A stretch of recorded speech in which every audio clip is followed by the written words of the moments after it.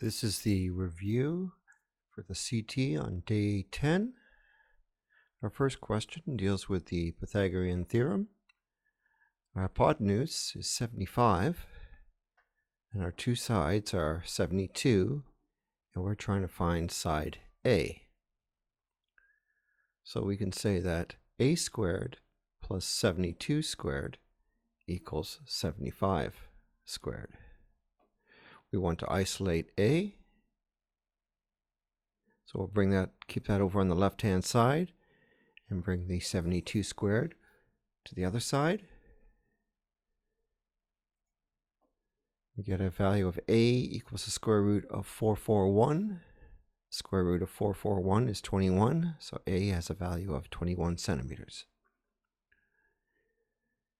In this example, we're not given the hypotenuse. We want to find out what that is. So we can say that x squared equals 4 squared plus 5 squared. X squared equals 16 plus 25. X squared equals 41. So x by itself will equal the square root of 41. X equals 6.4 centimeters. Question 3 involves finding sides using trigonometry. So we are given a reference angle of 50 degrees. We are given one side, the hypotenuse, because it's opposite the right angle, of 25.1. And we're asked to find x, which is adjacent to our reference angle.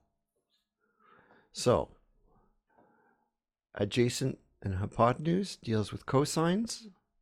So we can say that the cosine of 50 degrees equals adjacent over hypotenuse, or x over 25.1.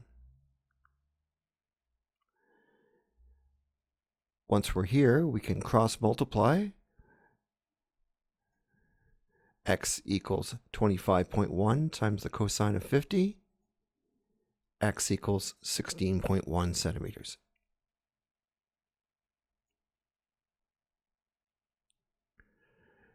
In this example, we're given a reference angle of 63 degrees. We're given the hypotenuse of 15 meters. And we're asked to find the opposite x.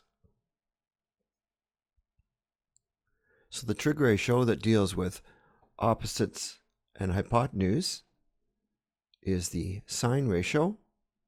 So we can say that the sine of 63 equals x over 15. And once we're at this point, we can cross multiply and say that x equals 15 times the sine of 63. X equals 13.4 meters. In this question, we're given a reference angle of 26 degrees. Relative to the reference angle, we're also given 5 meters, which is the opposite, and asked to find x, which is the hypotenuse. The trig ratio that deals with opposites and hypotenuse is the sine. So we can say that the sine of 26 equals 5 over x. Cross multiplying, we can say that sine 26x equals 5. If the sine of 26x equals 5, then x by itself equals 5 divided by the sine of 26, which is 11.4.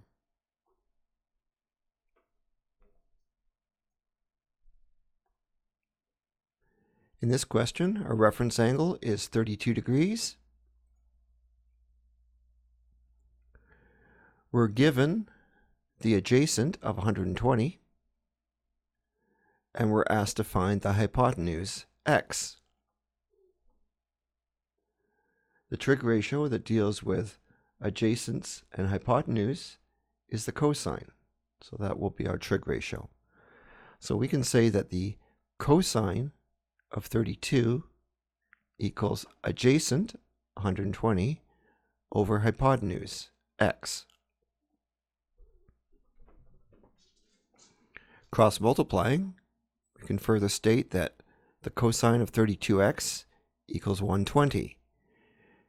If cosine 32 times x equals 120, then x by itself equals 120 divided by the cosine of 32, which is 141.5 meters.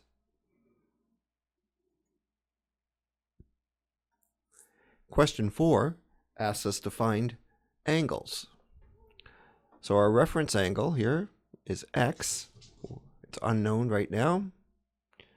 We're given, relative to x, the opposite, which is 4, and the adjacent, which is 8. The trig ratio, which deals with opposites and adjacents, is the tangent.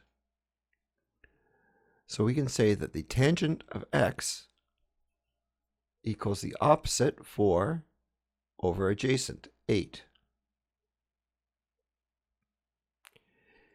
If the tan of x equals 4 over 8, then x by itself equals the inverse tan of 4 over 8,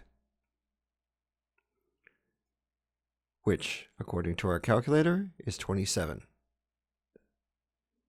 representing 27 degrees for the angle x.